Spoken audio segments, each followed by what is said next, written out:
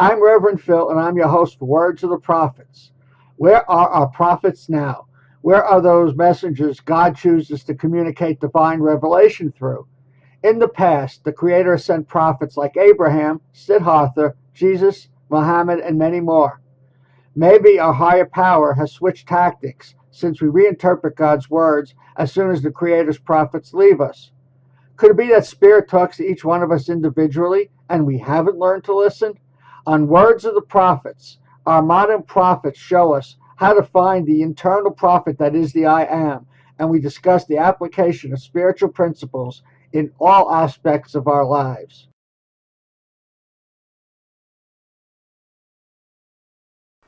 Love and light, everybody. I'm Reverend Phil, and I'm your host for Words of the Prophets.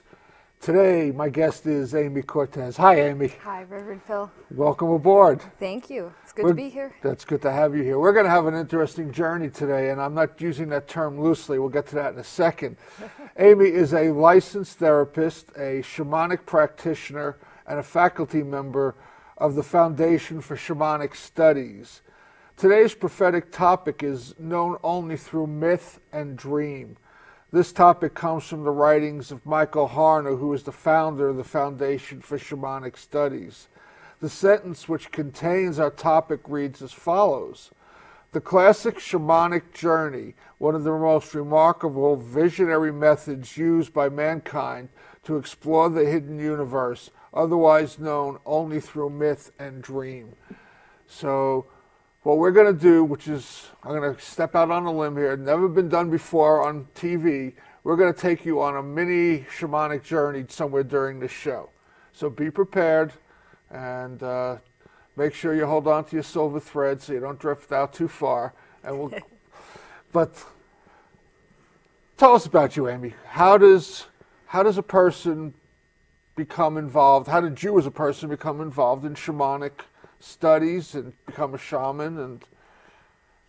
Well, it's a long story, Reverend Phil, and a very personal story. But one of the things that I think I've learned about shamanism is that most people, I think, are really drawn to shamanism. It's sort of a natural way of having a spiritual relationship, and I think a lot of us sort of knew that as children. We through dreams, through experiences we had in nature. We always sort of had this sense that there was something more to life and something more to the universe than just what was right in front of us or just what we take at face value. And some of us have tried to really seek and search that out. I know I was one of those people that did. I just couldn't accept that life was just, something at face value for me. I felt like there was something more. I felt like there was something more I was connected to. And I think, like many people, searched for some kind of meaning. How early on did you have that feeling? I think I remember that feeling when I was very, very young, which isn't uncommon. I guess I would say back to age 2, 3, 4, 5. I can clearly remember it around age 5. Because, my earliest memories were always feeling disconnected to everything, which is probably why I followed the path I followed. But, that's interesting. Was there any particular event that kind of made you feel that connection? I think... Are we treading in territory you don't want to talk about? No, it's all right. I can go into some of that. I think in some ways, in my early childhood, I felt more probably connected into the spirit world than I actually did into what we would call ordinary reality in shamanism, which is this reality that we're sitting in now and talking in.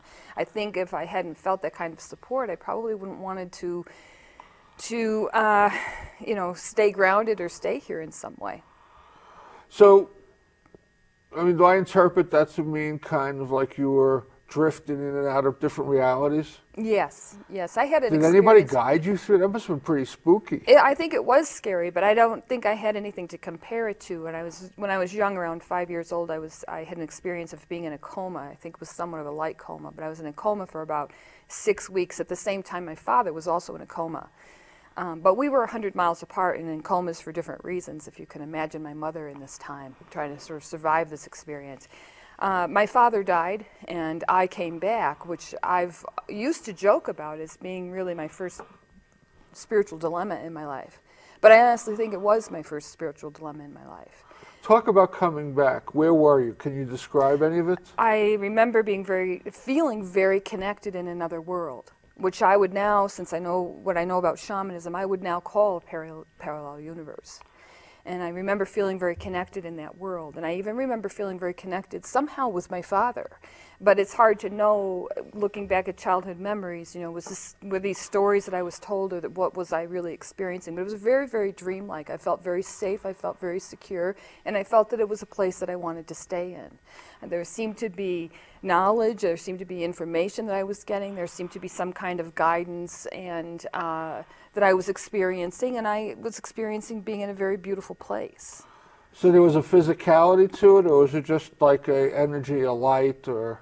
It was an energy and kind of a light, but I had somewhat of a physical experience of it. You know, I mean, I think that part of my recollection of it really came through some of the journey work that I did, and sort of really feeling and understanding some of the experiences I had, you know, feeling them at a body level. Did you meet anybody? Was there I believe that I did. Spirit guides there for you? I think that I met spirit guides, for instance, I'll go to the context of shamanism about this. You know, in shamanic traditions, when we're born, there's a spirit of an animal that comes with us. It's a power animal. That's what it's called. And it's really our link to life in ordinary reality, but also our link into the spirit world.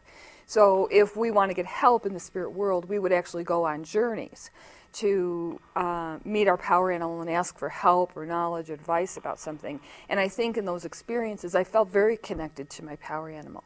So years later in my life, when I had really forgotten all of this and hadn't done much work about it or dealt with it, seriously, very many years later in my life, when I learned to journey, I then again met this power animal that I had forgotten in some respects, or didn't know how to connect to in some respects. Well, let me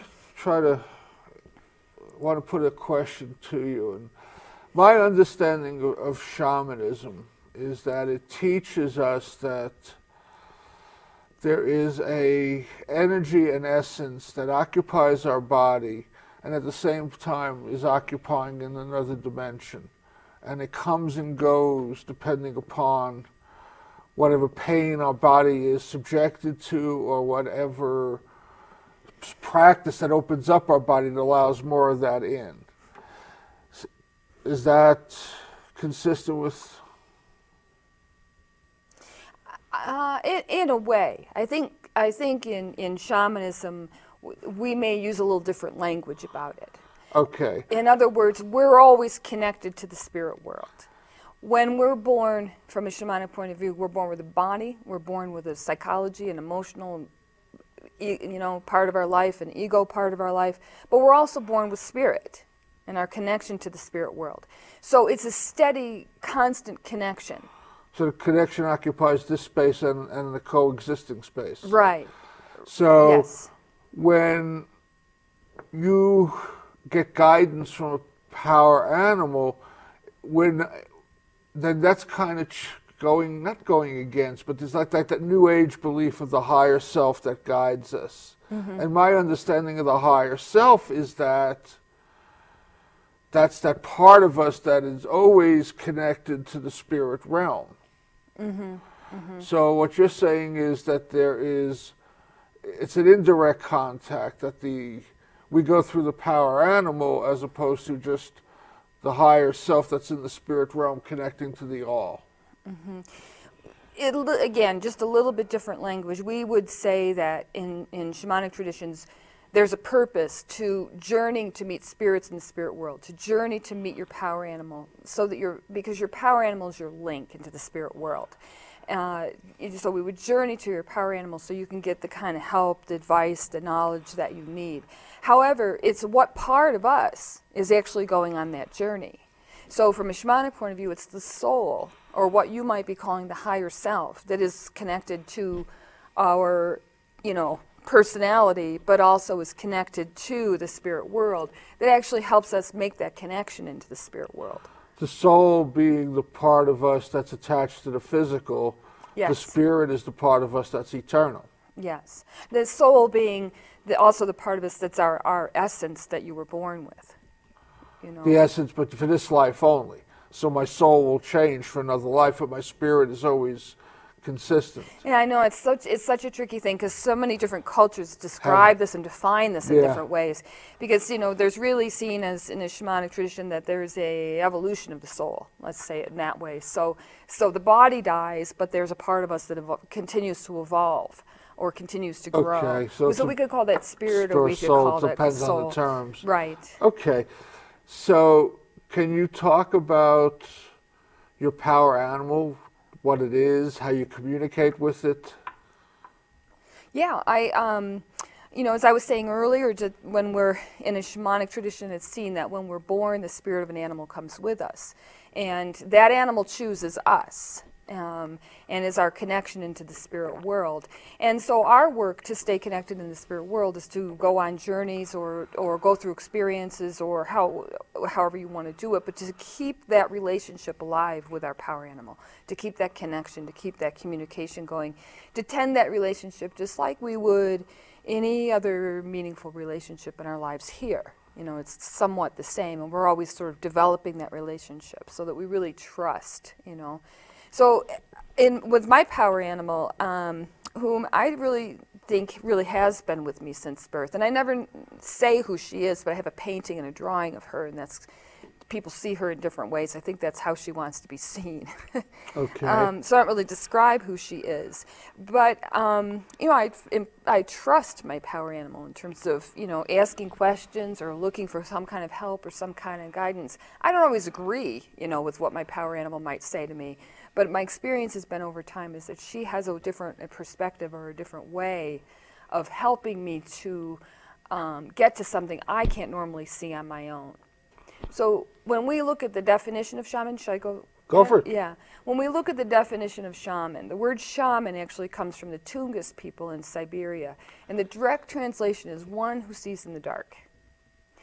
The ability to see what's unknown or what's normally seen by most of us. Known only through myth and dream. Known only through myth and dream. Yes. And so we, in our humanness and in our human condition, just aren't always able to look beyond. So when we journey, we want to go to ask for help with something we don't already know or we don't already see or we don't already understand. And that takes trust. And that's why that relationship is really important. So it's the shaman who guides the journey. It's a partnership. Okay. It's a partnership in the journey. I would go on a journey to ask for help from my helping spirits. In that experience, I have control over what I do, what I ask and what I say. But I don't have control over what the spirits do and how they show me information or tell me information. And so the shaman's function is then? To go get that information, understand it, and be able to bring it back into this world. And use it in some way. Shamans are very concerned about the results of their work in this world. It isn't about leaving this world and just traveling out there, which is one of the things that's done. But it's really, how do you take that and give it application? How do you use it to benefit yourself or to help someone else? Let me back up for a second. Sure. Let's say, and I don't know what my power animal is. Let's say my power animal is a bear. Are there multiple bears, or is it like one bear who has multiple personalities, so to speak? It's seen that when you have a power animal, you'd have the entire species. So you wouldn't just have one bear, you'd have the entire species of bear. So any bear can show up at any given time. Right, and we have to remember spirits don't have a body. They take a form that we can relate to. So the choice of the spirit animal, the spirit guide, is then a reflection of our own particular path. Mm-hmm. It's reflecting back to us what we need without us really knowing that that's our reflection. Mm-hmm, mm-hmm. Is that an accurate statement? That's an accurate statement, and I think also reflects to us a lot about our true nature. Because you gave me this look when I said bear. Why was that? Maybe perhaps I could see that in you. Okay. I don't know if that's your power animal. I have no idea. I don't even know does each animal have a representation?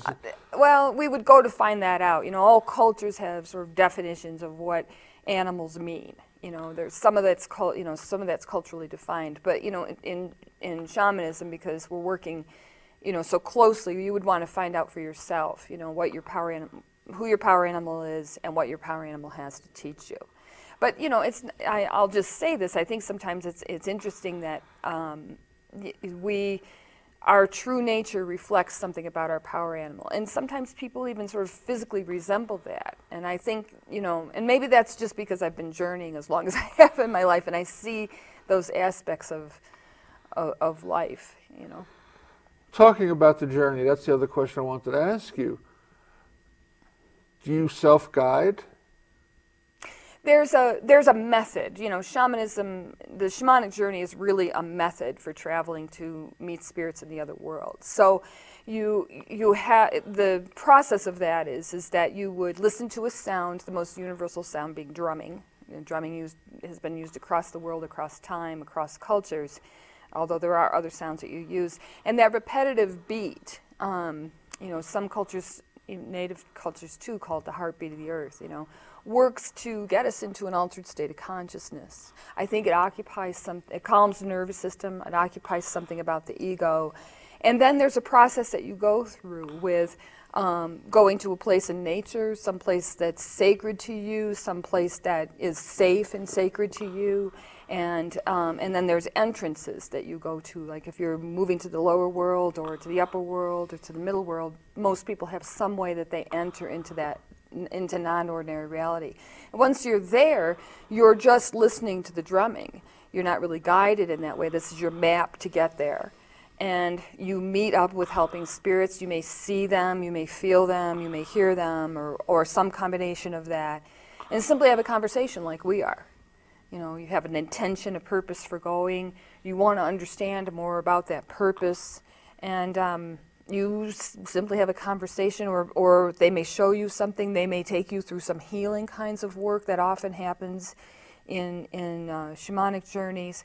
And then the drum beat will change, and there's sort of a return beat. And, again, the purpose being to go from where you were in non-ordinary reality and retrace your steps back here, let's say, for instance, for you, back into this room and, back to where you're sitting. If you are the drummer, yes, are you also the spirit guide? How do you know when to return drum, for instance? How do you know when that person's journey is now, for this time, being fulfilled? Mm-hmm. The journey is outside of time, so sometimes it's a matter of, if someone's really learning the practice, sometimes it's a matter of, just drumming for 10 or 12 minutes or so. A lot or nothing can happen in that amount of time because journey work is done outside of time. I think people can drum and journey at the same time, but if you're working on somebody else's behalf, it's good to have someone in the room, who's holding the space in the room and just doing the drumming. You're not really guiding them. This is all about their relationship with the helping spirits, and you're just facilitating it by drumming. So you're facilitating the getting out of body sort of thing.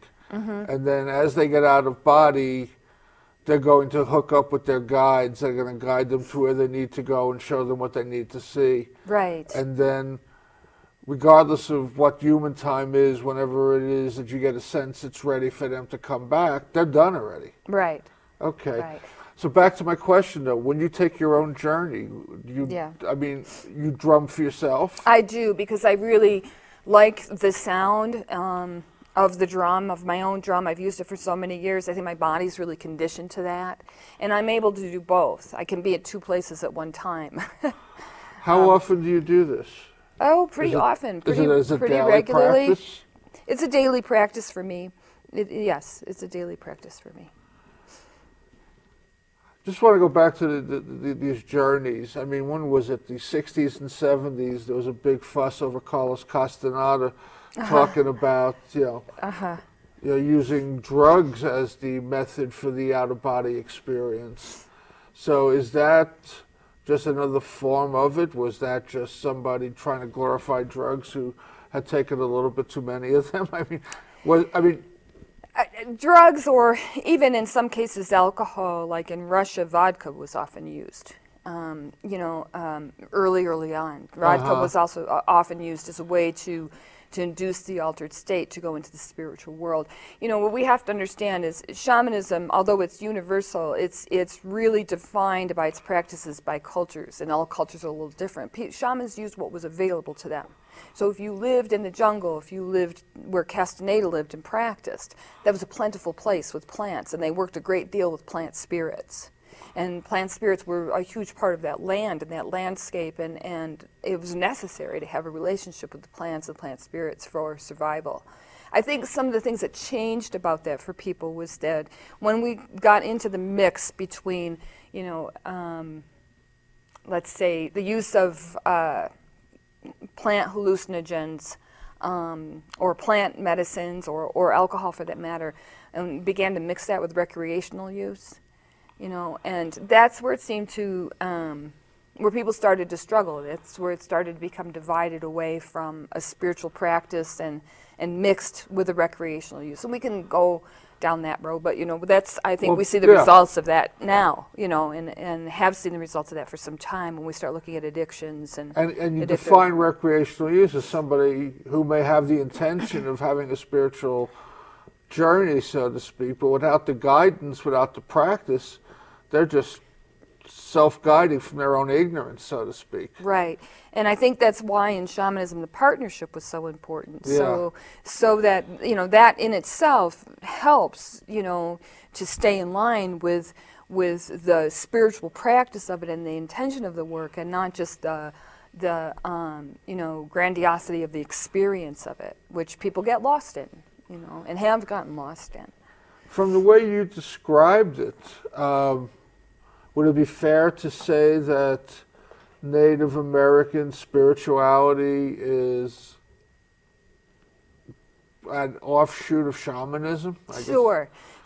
When we look at, when we're talking about shamanism, we're just really talking about earth-based traditions that were practiced all over the world and have its roots in earth-based traditions. Traditions that were organized, or traditions that were being practiced before churches were organized, before there was any hierarchy of power. So every land, every place, people were, from what we know from anthropologists, people were practicing their spirituality in that kind of a way. So then, for instance, even Taoism is probably very close to those roots also. Yes. Very earth-based and very kind of oneness that, Yeah, and if we look at the messages, we can see the practices may be different, but we can see a lot of commonality in the messages. Any other, do you see parts of shamanism and even in modern religions? Because I was just thinking about that. You talk about the spirits of plants and animals and such. And right. We don't necessarily have that in Catholicism, but we have like infinite saints for infinite different. Right. So that's and the mother goddess kind of deal is with especially here, Our Lady of Guadalupe. That kind of concept is. Yes, and in shamanic traditions, they would say, well, saints were shamans at one point in time. No shaman is good at all things. It's really the idea of the wounded healer, what your wound has been, and how you've been able to transform that, and the spiritual help you've gotten is exactly what you may help other people with. So when I look at the Catholic tradition and I look at saints, we have patron saints to help with everything, all different kinds of things. And those stories come from their wounds, or from something they've transformed in their life or changed somehow in their life. And there's a spiritual devotion to that, not just to take that healing for themselves, but to work with others, to use that power in behalf of other people.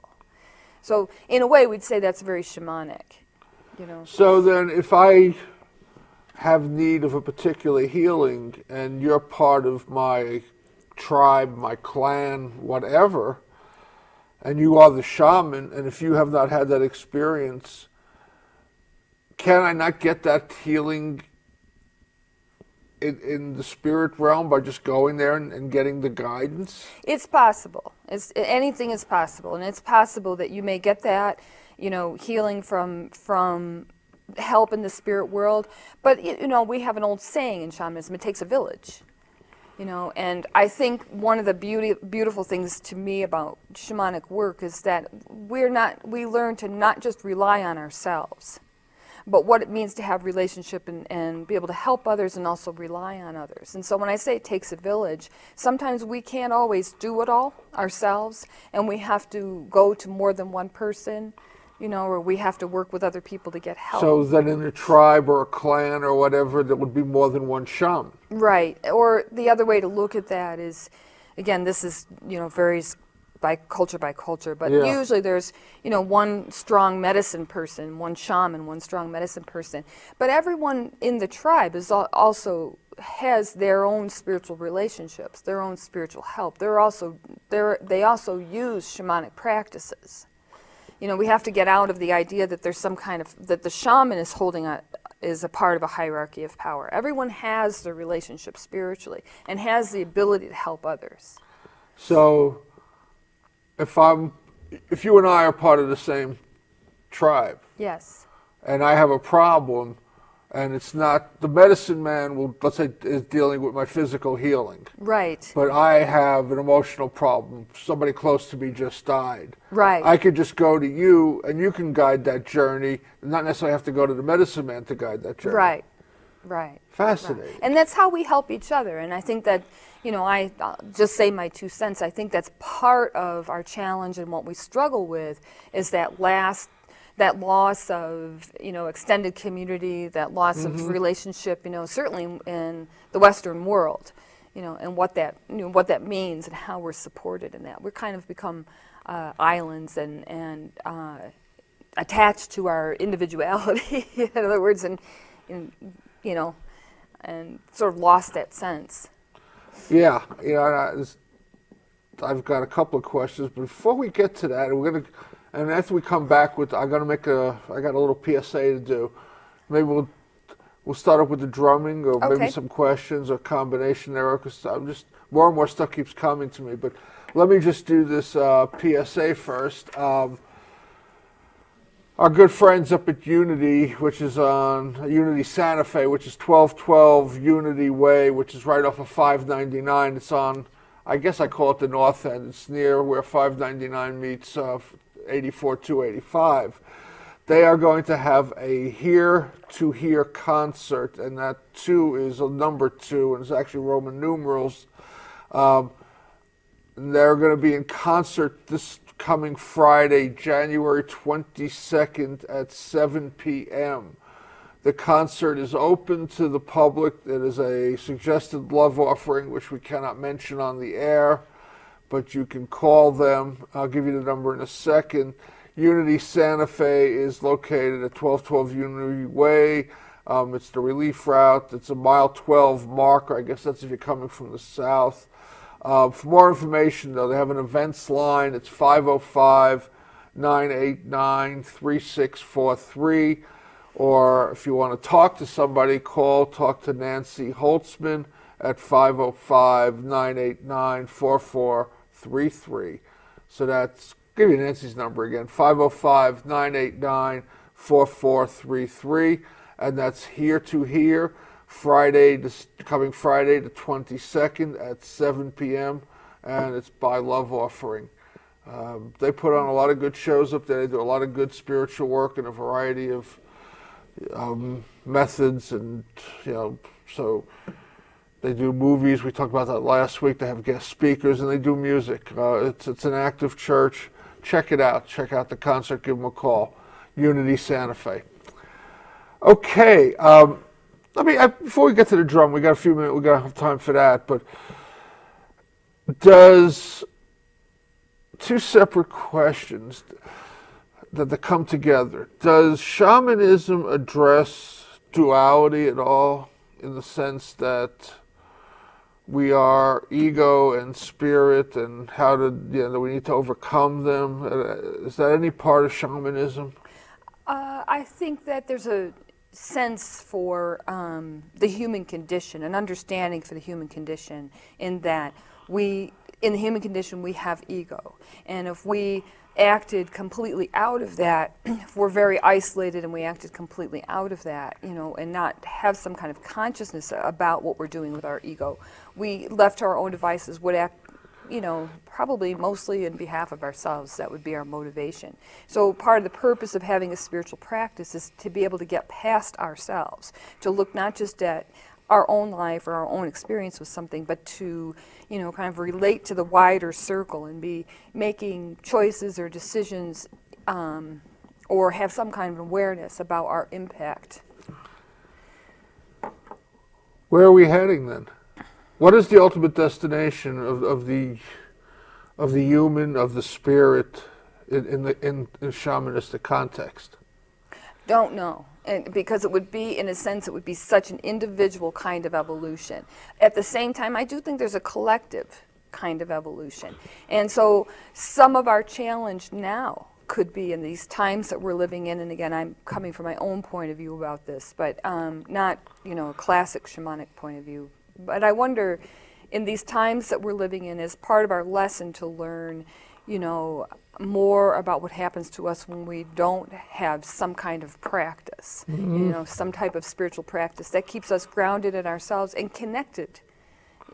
Connected. I mean, certainly in the last few years, we have been seeing or being asked to look at our impact across the world, at an economic level and an environmental level, Yeah, no, I don't stop just because I'm sitting here trying to form I mean, I guess the question that I'm really asking is there a God, a deity? Are there multiple deities? Are we here to reunite with those deities, or all of the above, none of the above?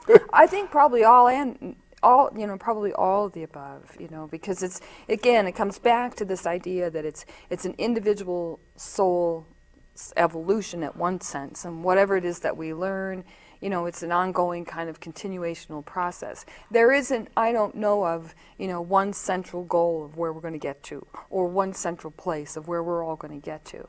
But it's more about the consciousness that we have. What we do in this moment has a lot to do with what we'll do in the next moment. The actions we'll take, the awareness that we have about it. And that experience is different for each person. Cause and effect. Yeah, it's to an extent, yeah. Is there reincarnation? Karma? I mean, karma is cause and effect, so to some extent there is, at least within, if I understand you correctly, the here and the now, cause and effect. Is there cause and effect carried over from prior existences? Is that part of the whole shamanic belief system? Probably, yeah. And again, some cultures talk about that a little differently than others, but we don't just come back in human form. We learn, the soul can learn in all kinds of ways. I may have been a warm, gentle summer rainstorm in another life. I may have been a rock. I may have been a tree. I may have been, I may have been a queen. I doubt that, but I may have been a queen, or I may have been, we're not limited to the human experience. The soul is not limited to the human experience from a shamanic point of view. So when we're, born again into whatever we're born into, we come with the knowledge from those past experiences, into the life that we have now. Sometimes I wonder, some people have relationships that are so closely connected to nature, and yet they live in cities and they live in urban areas and they don't really experience much about nature. But I've noticed in journeying and some of those experiences, they don't feel removed from nature at all. They feel very closely connected to it, as though it's really a part of them and a part of their life, and quite possibly beyond this life. They know it just as well as somebody who lives, very, very closely to the land. So that obviously comes from another experience, another place, another time. Right. Yeah, that makes a lot of sense. And what you're saying also reminds me of a lot of Hinduism. Hinduism, I don't believe, deals much with being a rainstorm or a plant per se, but they do believe in reincarnation in animal forms, and the experience being a predator, for instance, or that kind of. So the roots of shamanism, in a lot of ways, touch lots of different things. Yes, in many different cultures. Yeah, fascinating stuff. Are you part of a community? I mean, I know you're part of this foundation, but I mean, do you have a shamanic community that you're a part of? I think I'm a part of many different circles. Okay. I guess what I was kind of asking, and it's somewhere down the road, I'm going to do a show with some people who practice Wicca, where they have like a coven or, Right. And No. I'm just wondering if there's, in any term or sense, some form of, regular gathering that you partake of. No, not necessarily. Not necessarily. I mean, I do, there's a, but I think this is a part of my life, and I bring it to a lot of different circles I'm involved with. Okay. Yeah, but that's just me. That's just that's something about me and my path, I think. Was it your early shamanic experiences that guided you to the concept of being a licensed therapist?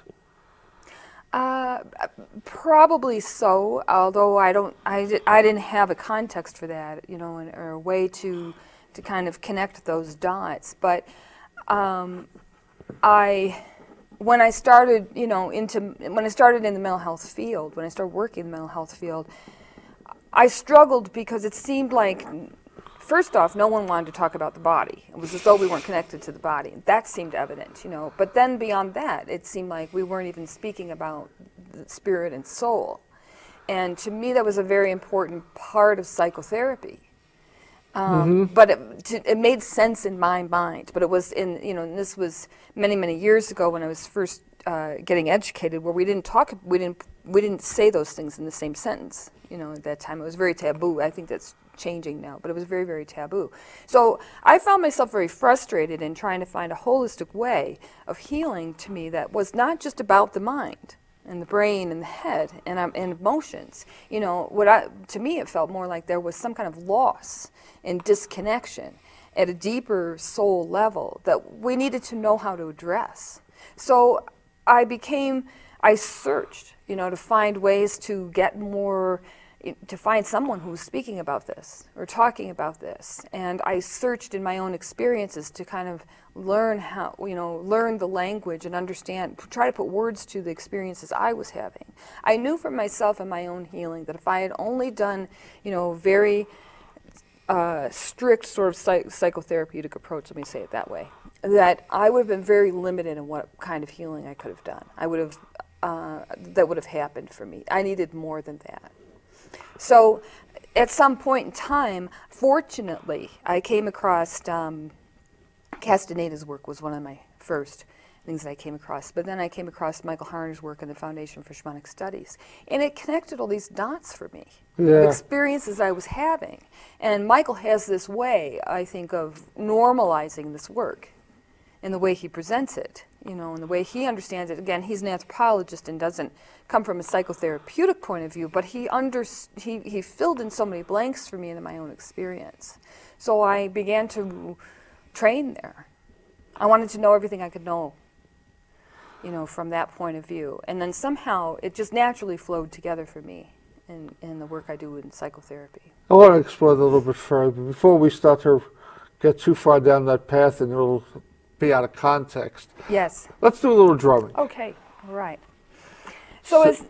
Talk about the drum. Okay, so the drum is the most common way that people journey in the, across the world, across cultures, across time. And the key to the drum is just really listening to the sound of the beat. It really changes the energy of the nervous system. We have science people out there who've hooked people up to EKG machines and compared these drumming to meditation and all those kinds of things and watched the brainwave states change. So we know that it takes people into a very meditative state. And I think as I'm going to drum just for a minute or two here, and I'm going to ask you to do this, Reverend Phil, just to close your eyes and just notice what starts to happen in your own experience as you listen to the drum. If you start to get distracted, bring your awareness back to the sound of the drum. And in your mind's eye, go to a place in nature that's sacred to you. That you know of, that you've been to, and just. Before we do that, let's do a little bit more conversation. There's a couple of questions I want to ask. I mean, is this standard issue shamanic drum, or is there any kind of drum? You know what I'm saying? It's like, Yeah, this is I don't know if it's standard issue. It's my oldest drum. It's my favorite, and I think what's most important about a drum for people is how you feel. This is a sound you connect with. okay. And musically, this is probably a very flat instrument. It's a little warped. It's been everywhere and over time, and but the sound helps me travel. Okay, so what we're going to ask the audience to do also is to sit back, relax, close their eyes. Yes, thank you. There's going to be a little build-up, so to speak, where it's light and then gets a little bit more intense. Then it'll hold that level for a while, and then it'll come back down again. Right, and you'll hear a constant drum beat, and then at the end, you'll know that it's time to return because the drum beat will break up. The sound of the drum will break up, and it won't be such a repetitive beat, but you will get the feeling that it's time to come back. Well, I warn you, times I go on these trips, I don't want to come back. You ready to take over the show I'm for not. the last I'm not ready 15 to take over. minutes? No. We have our ways of getting you back, if you know. You got to hit me with a little, yeah, okay. This is the other part of the tool we didn't talk about. Come back or else. Okay, I can understand that. To realize that kind of authoritarianism. Okay, I'm ready when You ready? are. Okay, so just close your eyes, focus on the sound of the drum, hold the intention, if you will, that you'd like to go to a sacred place, a place you know in nature that's safe. And if you have a helping spirit you're working with, invite that helping spirit to meet you there, or invite to meet helping spirit if you would like. When you hear the sound of the drum change, just retrace your steps back here or wherever you are at home, and open your eyes. You'll be right back in the room.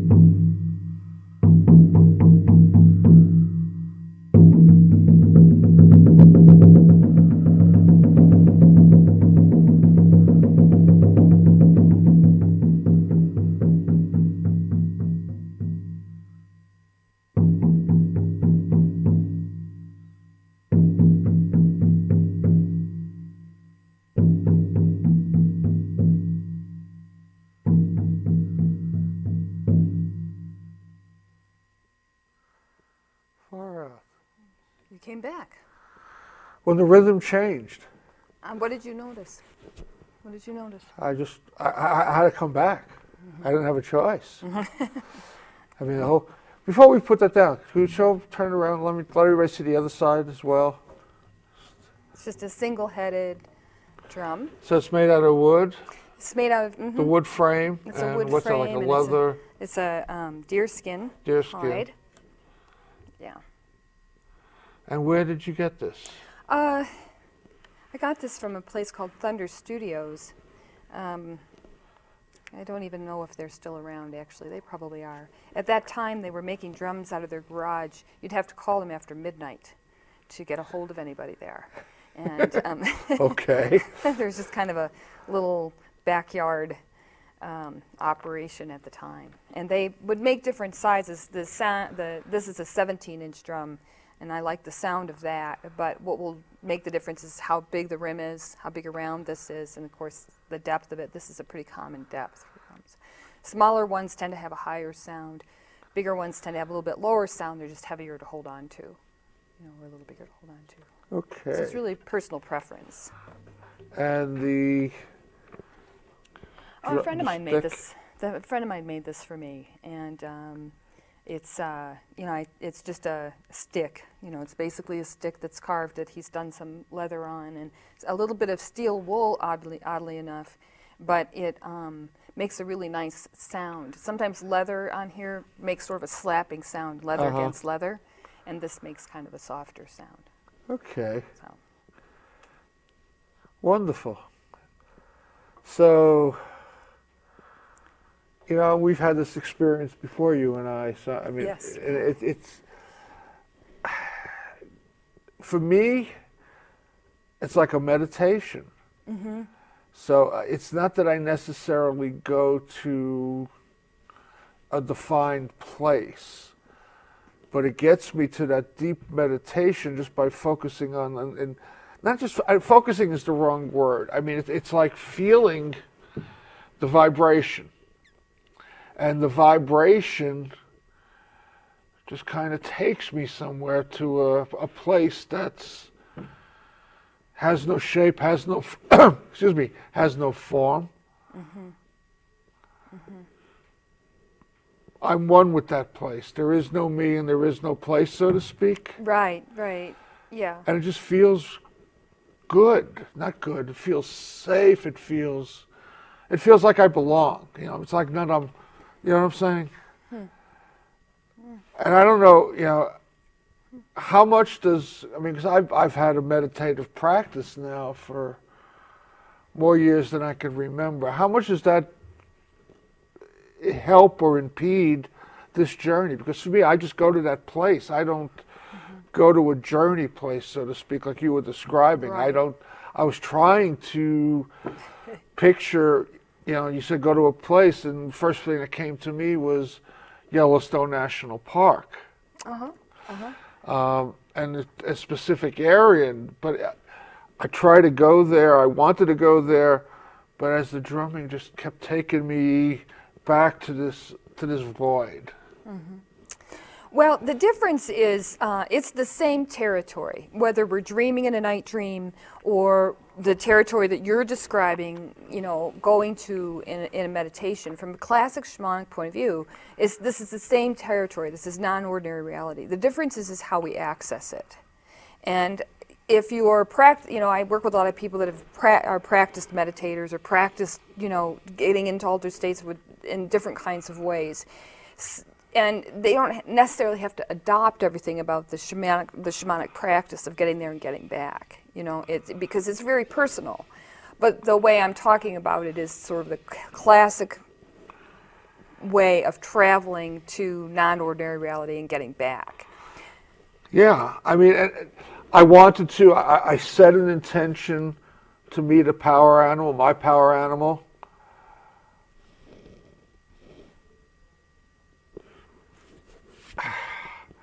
I had an experience in Yellowstone. There's a place in Yellowstone called Hayden Valley. Mm-hmm. You park at the trailhead and there's a little rise and a little descent, and there's a bridge that goes over, I think it's the Yellowstone River. I was out there very early in the morning, and like I was the only one there. I go over the rise, and coming back up that rise is a bison. And I have my camera with me, and I kind of look at the bison and basically communicate to it that I'm going to take your picture and I'll get out of the way, and this is your path. And that's what I did, and I just backed off. So taking me to Hayden Valley, as my place that I wanted to go to, I think I automatically saw the bison. Now, I don't know if that was because of the association or that because that was my power animal. So can you add any enlightenment to this? The way you would know what's true for you about that is you would journey, let's say, a few more times or whatever.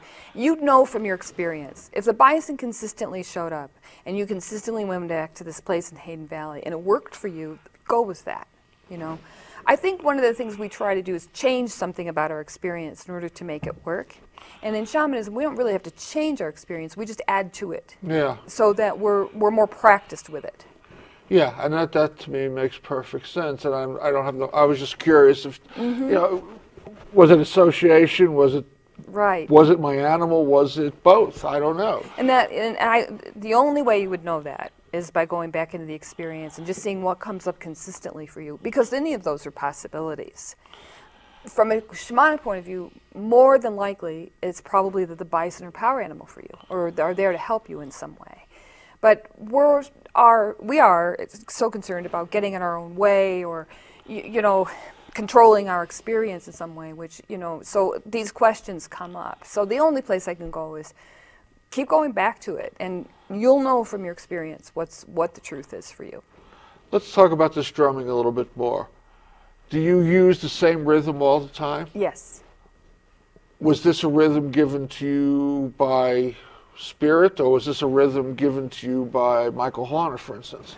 It's a rhythm, I did learn it from Michael Harner, but it's a rhythm that's used all over the world for journeying. You'll hear it everywhere. Before I met Michael Harner, I had spent some time with some groups in Mexico, traditional, shamanic groups there, and in South America, and I didn't really understand. I didn't know enough about drumming at that point in time, but I knew that beat worked. And when Michael helped to explain in later years when I met him that that's the repetitive beat that seems to get people into an altered state of consciousness. That's consistent with the practice, of shamanism all over the world. Even when people use rattles or different types of sound, which happens, singing journeys that were used in Europe, there's this basic beat to it.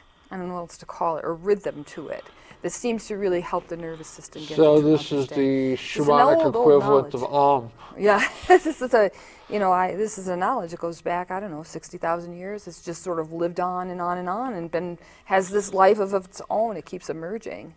And there's no scriptures attached to any of this? No, not that maybe more modern day, we've tried to attach some of that, but these really are oral traditions. Okay. That have been passed down or passed around, and again, continue to emerge over time. Drums have been made illegal for centuries in parts of the world. They continue to emerge as a spiritual tool. I think that's amazing. Interesting. It just tells me, or the only place I can go with that is it has a life of its own, a very powerful one. We're starting to run down on time, so the exploration of therapy and spirituality will have to wait for another show. Can I twist your arm? Okay. Okay, we'll figure that one out later down the road.